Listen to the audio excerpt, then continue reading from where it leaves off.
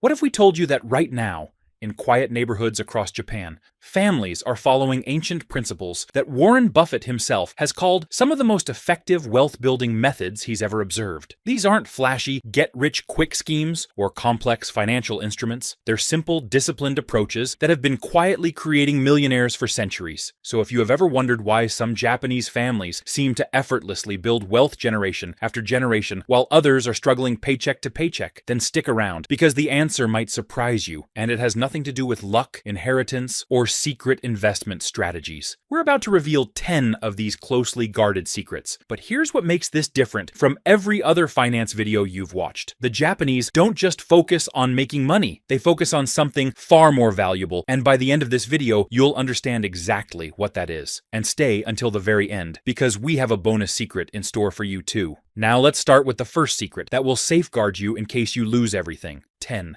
Invisible assets. Building wealth that can't be stolen. What would happen if you woke up tomorrow and every dollar in your bank account had disappeared? Your savings, your investments, your emergency fund, all gone. Would you be financially ruined, or would you have something even more valuable to fall back on? The Japanese have a concept that goes far beyond traditional assets. They invest heavily in what they call invisible wealth. Their reputation, their skills, their relationships, and the trust they've earned over decades. These assets can't be stolen, can't crash with the market, and actually become more valuable during economic downturns. The more wealthy a Japanese man becomes, the more you can trust he understands the value of cultivating these assets within himself. Remember Mr. Miyagi from The Karate Kid? When Daniel first meets him, Miyagi appears to be just a maintenance worker, fixing broken faucets and restoring old cars. But as the story unfolds, you discover he possesses something far more valuable than any salary: wisdom earned through decades of discipline, inner strength forged through loss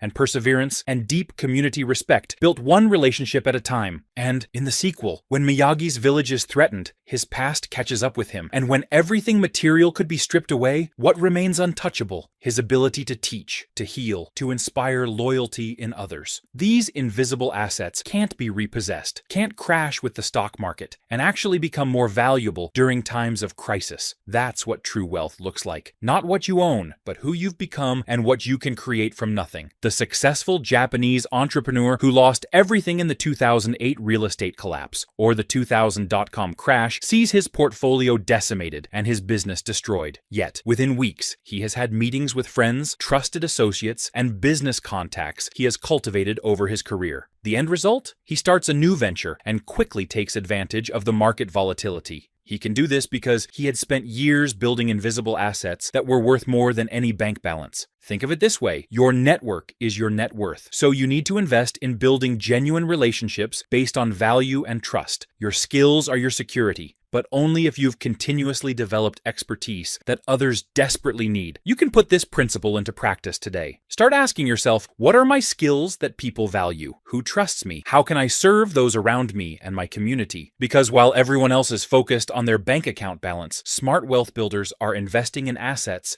that compound without limits.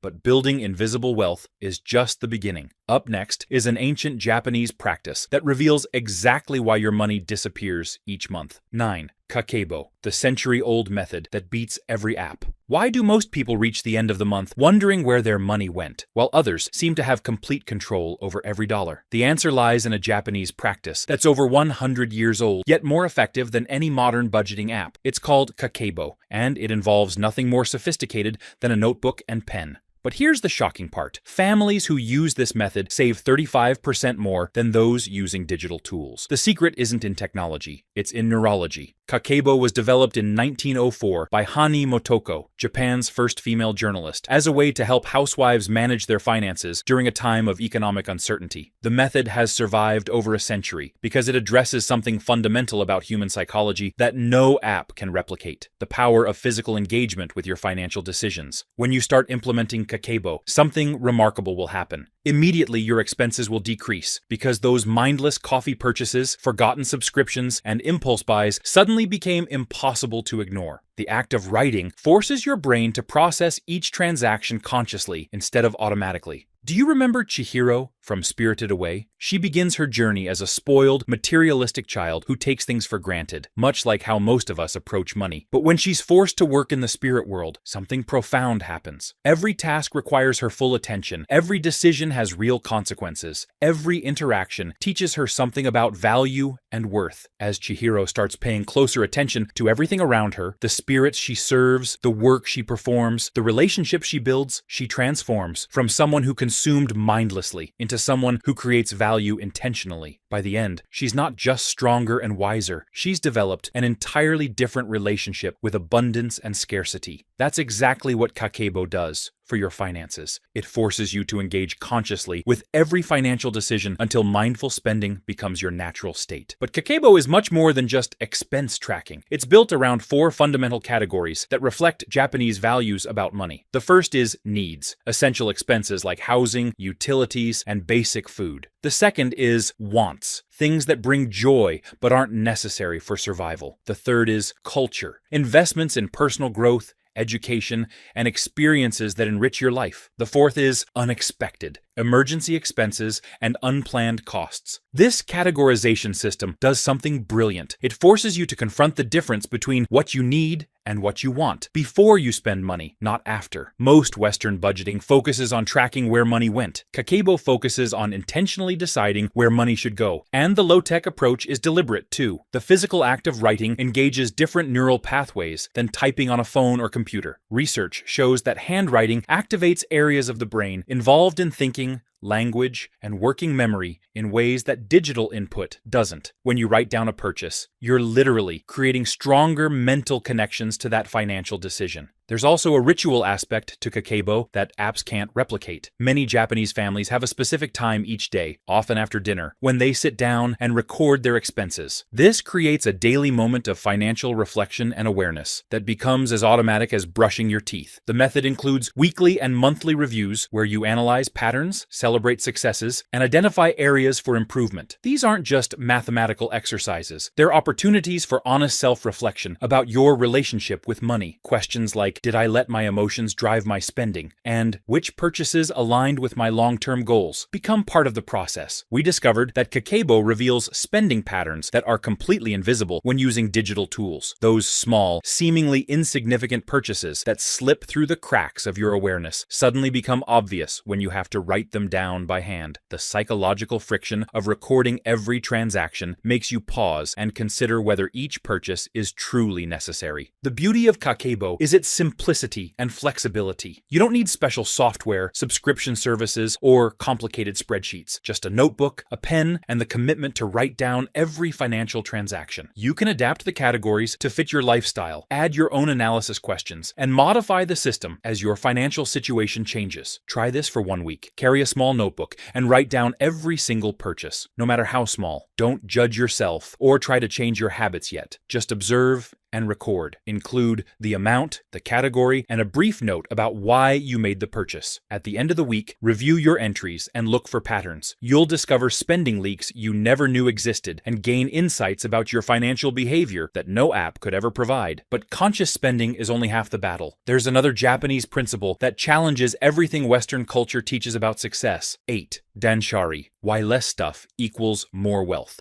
Have you noticed that families with fewer possessions often have more money than those who pack their houses with stuff? The reason isn't just that they're not throwing their money away on random stuff. It comes down to a fundamental misunderstanding about what actually creates wealth versus what just looks impressive. Danshari is a Japanese philosophy of intentional minimalism. When you practice Danshari, you ask yourself one question before every purchase. Does this move me closer to my financial goals? Or further away? It's not about living like a monk. It's about recognizing that every possession costs you money in ways you've never calculated. Think about it. Every item you own doesn't just cost the purchase price. It costs storage space, maintenance time, insurance premiums, and mental energy. That closet full of clothes you never wear, it's not just clutter. It's thousands of dollars that could have been generating investment returns instead. The Japanese approach this with surgical precision. They invest in fewer, higher quality items that serve multiple purposes and bring lasting lasting satisfaction. Instead of repeatedly buying 10 cheap things as they wear out, they buy one exceptional thing that serves them for decades. Think of Katsumoto in The Last Samurai. He lives simply, but every possession, every action, every choice has deep purpose and meaning. When he picks up his sword, it's not just a weapon, it's a tool that's been perfected through generations, maintained with reverence, and used only when necessary. When he drinks tea, it's not mere consumption, it's a ritual that connects him to centuries of tradition and mindful presence. Katsumoto understands something that Western materialism completely misses: the difference between having many things and having the right things. His few possessions serve multiple purposes, last for decades, and bring him genuine satisfaction rather than temporary pleasure. That's Danshari in practice. It's not about deprivation, it's about alignment, choosing to surround yourself only with items that move you closer to your true goals rather than further from them. You too will discover this principle when you calculate the true cost of your neglected possessions. That home gym equipment gathering dust, it's costing you at least $40 per day that it just lies there. That watch you bought because the clerk was cute, $250 ticking away every second. Before your next non-essential purchase, try the 30-day rule. Wait a month and ask yourself, do I still want this? If not, invest that money instead. You'll be amazed how many wants disappear when given time to breathe. But even with mindful spending, there's one financial trap that the Japanese avoid like poison. 7.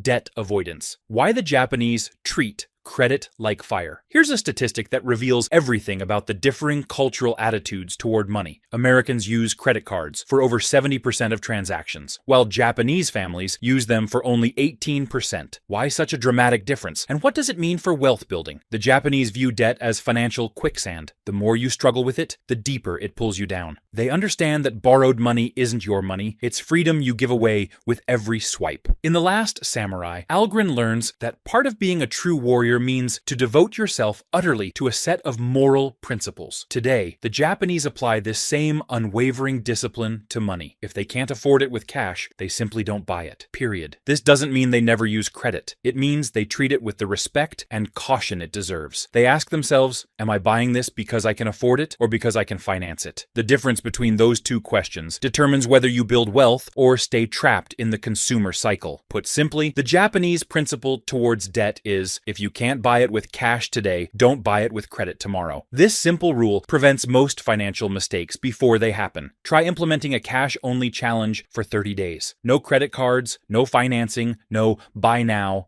pay later. You'll find something profound happening. Purchases that seemed reasonable with plastic suddenly feel expensive with physical money. The psychological friction of handing over real cash made us question every transaction. After completing this challenge, you will immediately understand why the Japanese build wealth faster. They never pay interest on depreciating assets. But individual discipline is just the foundation. The Japanese also understand the power of education. 6. Early money education, building millionaire mindsets in childhood. Does it surprise you to learn that most millionaires learned their wealth-building habits before they turned 10 years old? The Japanese know it, and they don't wait until adulthood to teach financial literacy. They start when children are barely old enough to count. Many Japanese families use the 3-jar system, with children as young as 5. Kids earn money through age-appropriate tasks, then learn to divide it among 3 purposes: immediate spending, short-term saving, and long-term investing. The amounts don't matter. It's about building neural pathways that will serve them for life. The lesson being taught isn't that money is everything. It's that money is a tool that requires skill to use effectively. Japanese children grow up understanding that wealth isn't magic or luck. It's the predictable result of consistent,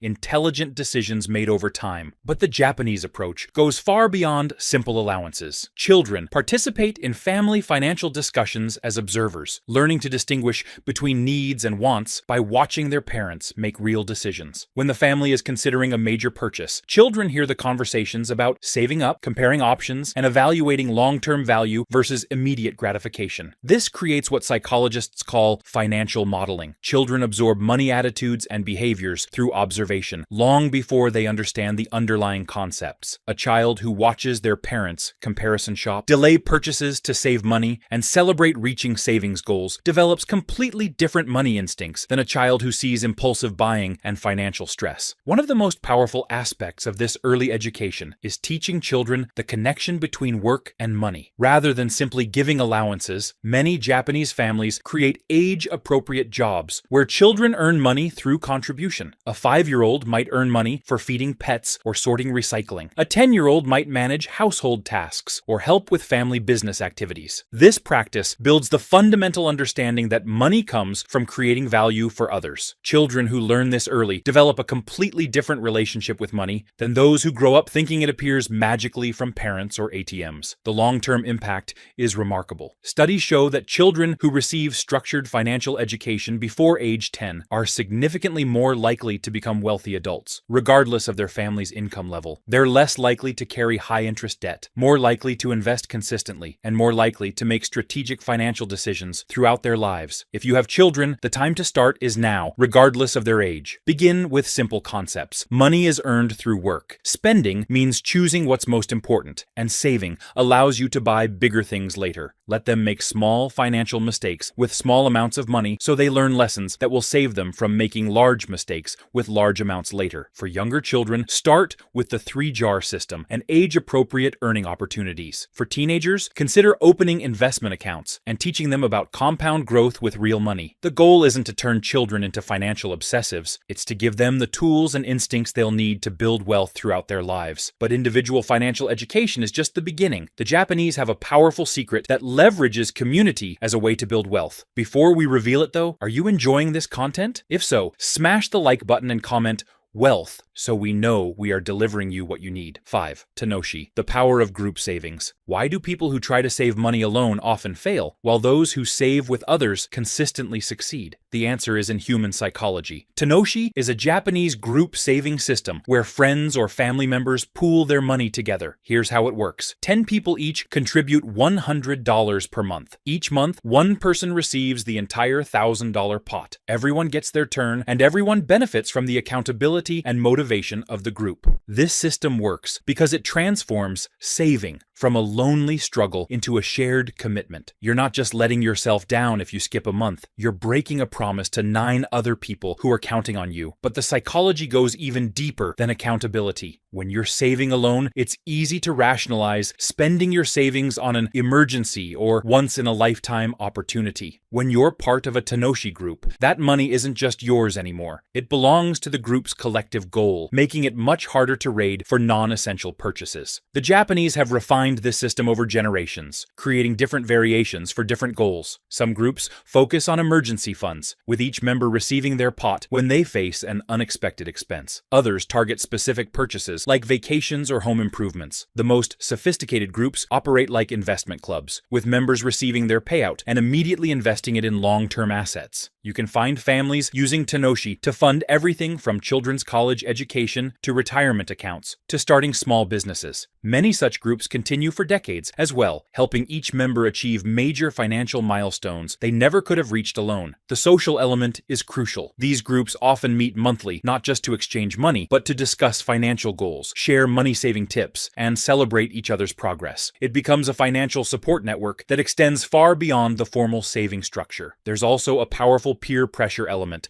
that works in your favor. When everyone in your group is committed to financial improvement, you naturally raise your own standards. You start thinking twice about unnecessary purchases because you know you'll be discussing your financial progress with people who take money seriously. Want to try this? Start by identifying 5 to 10 people in your life who are serious about improving their finances. Set clear rules up front about contribution amounts, meeting schedules, and what happens if someone needs to leave the group. Most importantly, choose people whose financial discipline you respect. This isn't the place for friends who struggle with commitment, but saving money is only valuable if you know how to spend it wisely. There's a Japanese principle that turns every purchase into an investment decision. 4. Matanai, the art of strategic value extraction. When it comes to money, what's the difference between being cheap and being strategic? The answer is in a Japanese concept called motanai, which roughly translates to don't waste, but goes far deeper than simple penny pinching. Matanai isn't about depriving yourself. It's about extracting maximum value from every dollar you spend. It's the difference between spending $4 every day on coffee versus investing $200 in a high-quality machine that pays for itself in 2 months and continues saving you money for years. The Japanese approach is to look at every purchase with 3 questions. Will this bring lasting value to my life? Could I achieve the same benefit for less money? Will I still care about this purchase a year from now? This mindset transforms you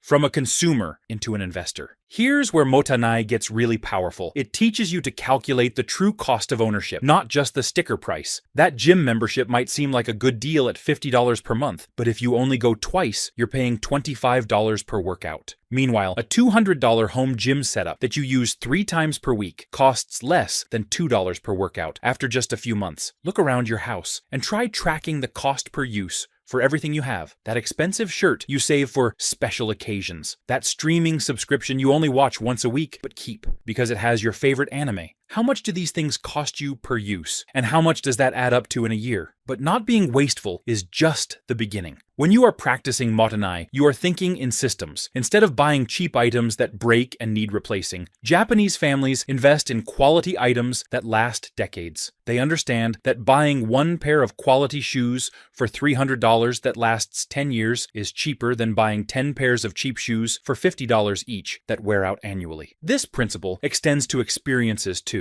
Rather than taking expensive vacations, they'll forget. Many Japanese families invest in more frequent experiences that build skills or create lasting memories. A $2,000 cooking class might seem expensive compared to a $2,000 vacation, but the skills last forever, save money on dining out, and fosters family bonds. The key insight is learning to distinguish between cost and value. Something expensive might be cheap if it provides massive long-term value. Something cheap might be expensive if it provides little lasting benefit. But even with strategic spending, you need systems to organize your money. And the Japanese have perfected one of the simplest and most effective methods.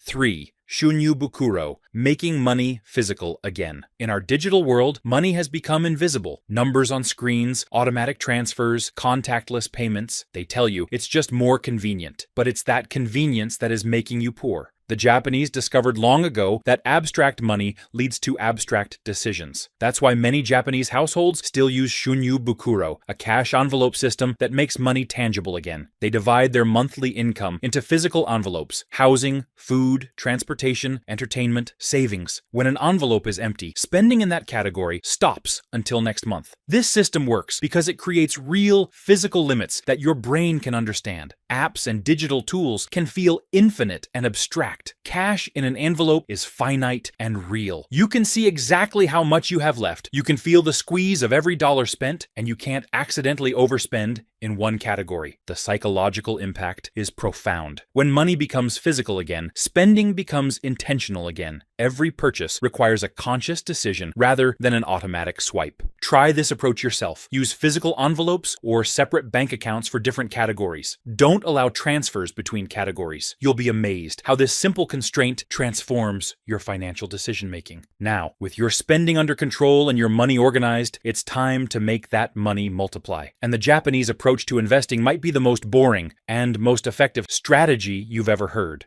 2. Steady stream investing. The boring path to extraordinary wealth. While Western investors chase cryptocurrency trends, hot stock tips, and get-rich-quick schemes, what are Japanese investors doing that consistently builds more wealth over time? The answer might disappoint anyone looking for excitement, but its results cannot be argued with. Japanese investors follow what they call steady stream investing, a strategy built on 3 principles that Wall Street doesn't want you to know: consistency, patience, and compounding growth. No day trading, no market timing, no trying to find the next Amazon or Tesla. Just regular, disciplined investments in simple, diversified funds that grow slowly but reliably over decades. It's the financial equivalent of learning martial arts. Mastery comes through thousands of hours of basic, repetitive practice, not in making flashy moves. Here's what makes this approach so powerful. While others are frantically buying and selling, trying to time market peaks and valleys, Japanese investors are building wealth through what's called dollar cost averaging. They invest the same amount every month, regardless of whether the market is up or down. When prices are high, they buy fewer shares. When prices drop, they buy more shares. Over time, this smooths out market volatility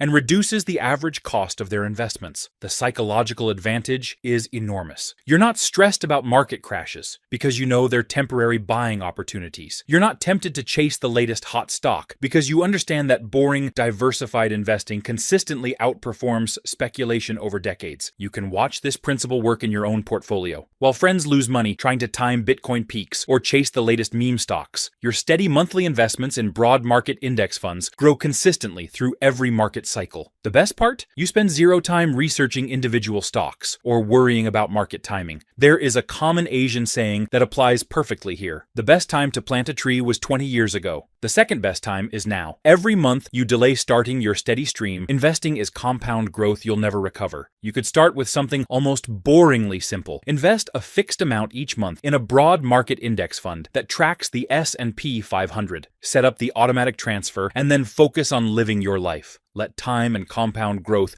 do the work while you concentrate on earning more income and controlling expenses. The magic is in starting now and staying consistent. Time is your most powerful wealth-building tool, but only if you actually put it to work instead of waiting for the perfect moment to begin. But all of these strategies, all of these principles, all of this discipline means nothing without the foundation that supports everything else. 1. Silent wealth, the ultimate financial freedom. What's the difference between looking wealthy and being wealthy? And why does this distinction hold the key to everything we've discussed today? While Western culture equates wealth with visible displays, luxury cars, designer clothes, expensive homes, social media flexing, the Japanese have mastered what we call silent wealth. They understand that real financial power doesn't shout, it whispers. And, importantly, that the appearance of wealth often prevents the accumulation of actual wealth. Warren Buffett is the living embodiment of this principle. Why? Because he still lives in the same modest house he bought in 1958 and currently drives a 2014 Cadillac XTS. Think about that. With a net worth of $163 billion, he could buy Cadillac, the company, twice and have brand new cars airdropped to his home every week. But Buffett understands that you don't keep the money you throw away on flashy products and status. Buffett understands silent wealth. Now, for non-billionaires like you and us, silent wealth means asking yourself before every purchase, do I need this? Or do I want to be seen with it? It means choosing financial security over social approval. It means building real assets instead of impressive liabilities. The most powerful question you can ask yourself is this: would I rather look wealthy or be wealthy? Because in most cases, especially early in your wealth-building journey, you cannot have both. Every dollar spent on looking successful is a dollar not invested in becoming successful. Every monthly payment on a status symbol is compound growth you'll never recover. Every Instagram-worthy purchase is future financial freedom traded for present social approval. The path to true wealth isn't found in complicated strategies or secret investment tricks. It's found in the daily discipline of living below your means, investing the difference, and building wealth so quietly that even you might forget how much you're accumulating until one day you realize you're financially free. There you have it. 10 Japanese secrets to wealth. But as always, as a reward for watching all the way to the end, there's one more principle we haven't shared yet, and it might be the most important of all. Bonus secret: Kaizen, the hidden engine behind all wealth building. What if we told you that the foundation supporting every principle we've discussed isn't about money at all? It's about something far more powerful, a philosophy that transforms not just your bank account, but your entire approach to life. Kaizen means continuous improvement through small, deliberate changes over time. It's the opposite of the Western instant success mentality. Instead of looking for dramatic overnight transformations, Kaizen focuses on getting 1% better every single day. For the anime fans out there, think about Naruto Uzumaki. In the beginning of the series, he's a loud, impulsive kid with no ability, no natural talent, and no respect from his peers. By every measure, he should always be a failure. But Naruto possesses something more valuable than raw ability. He has relentless persistence and the commitment to improve just a little bit each day. He doesn't become Hokage overnight. He earns it through years of Kaizen, consistent growth, learning from mentors, refining his skills through countless small improvements. Every new technique he masters, every mission he completes, every setback he overcomes, he grows. Not in dramatic leaps, but in tiny, almost invisible increments that eventually add up to something unstoppable. Your financial Kaizen can be very simple. Saving just $10 more each month, reviewing your budget every Friday, learning one new money principle each week, and practicing patience like it's a martial art. These micro improvements seem insignificant in the moment, but they compound into extraordinary results over time. Wealth isn't magic. It's mastery developed through consistent daily practice. That's Kaizen in action. Whether you're trying to become debt-free or financially independent, the path is always the same. Small steps taken consistently over long periods of time. These 11 Japanese principles aren't just financial strategies. They're a completely different philosophy about money, success, and what it means to live a truly wealthy life. The question isn't whether they work. The question is whether you're ready to let them work for you, even when no one else will notice or applaud your discipline. Which of these principles hit you the hardest? And more importantly, which one will you start implementing this week? Tell us in the comments. We read every single one and love hearing where you all are on your financial journeys. And if you enjoyed this content and want to see more like this every week, hit the like button and be sure to subscribe.